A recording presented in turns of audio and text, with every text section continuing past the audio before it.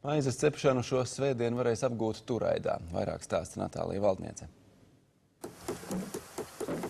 Turaidas muzeja rezervātā šobrīd cītīgi gatavojas maizes dienai.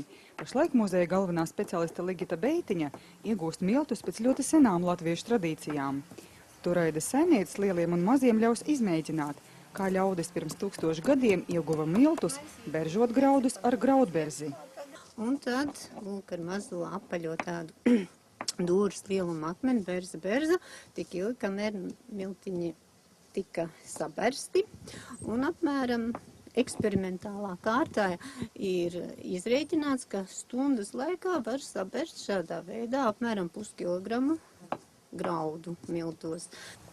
Šo svētdienu, kas iekrīt vienu dienu pirms Jēkabiem, Turaidā svinēs maizes dienu.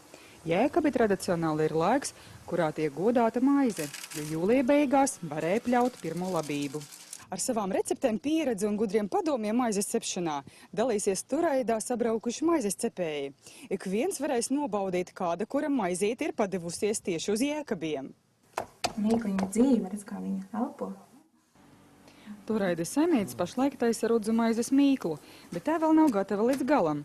Pēc 12 stundām, kad šī mīkla uzrūks, tai pīvienos rudzu miltus un tikai tad varēs ķerties pie maizītes cepšanas. Tā kā mūsdienās maizes cepšanas tradīcijas nepārmantojas vairs no paaudzes paaudzēs, tad mēs Turaidā vēlamies šo paudžu pārmantojamību maizes cepšanā veicināt. Līdz ar to bērniem un ģimenēm, kas būs atbraukuši, būs iespēja apgūt un praktiski cept maizīti.